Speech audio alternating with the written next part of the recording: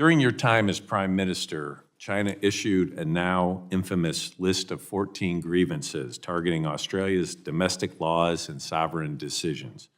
What should that list tell us about the nature of PRC coercion and the kinds of values it seeks to undermine in democracies?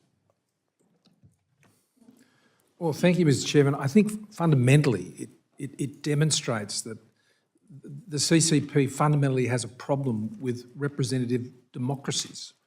And there are some irreconcilable differences between an authoritarian regime in China, as much as an authoritarian regime in Russia or Iran, for that matter, and the activities of free and open states.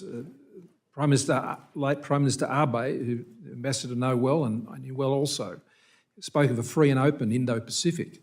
That is a threat and a challenge to regime security in China. And I think we have to be clear-eyed about this and not pretend that there is somehow that this is going to be resolved through discussion. Discussion is fine, engagement is good, it's better than the alternative. But if we think that that is going to produce a change in the mindset in Beijing about what their objectives are, then we're frankly kidding ourselves. So you worked to coexist, to avoid conflict. That requires deterrence and a wide-eyed appreciation of what the Chinese state is all about.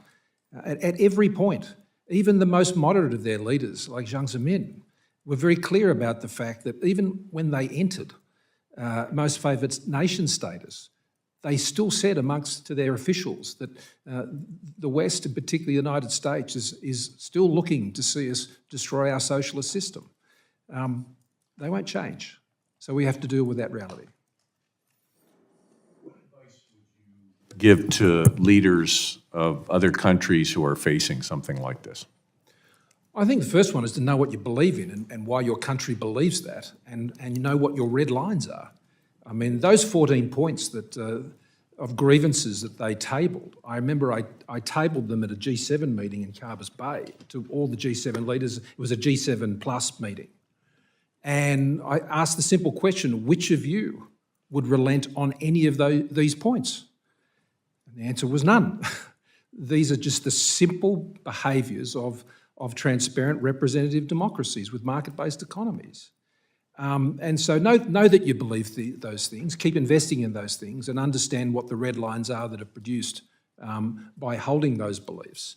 The other thing I would say is make sure that you're building your internal resilience to coercion, and that you mentioned in your opening remarks, Mr. Chairman, that a whole of society approach is necessary. I completely 100% agree. And our response dealt with everything from interference in our political system through ensuring that we kept an open mic for free speech in our parliaments and media and so on. You need to build the internal resilience, and that means an appreciation of the potential threat. And that is somewhat in jeopardy in Australia. Most recently, the Lowy Institute completed a survey, which for the first time in quite a number of years, there is a greater value on the economic partnership with China than concerns about the security threat, and I'll table that for the committee. That is an objective of the CCP, that Western democracies will go to sleep on the threat. And that's why I think the work that your committee is doing here, and I'd stress the bipartisan work that is done by this committee, and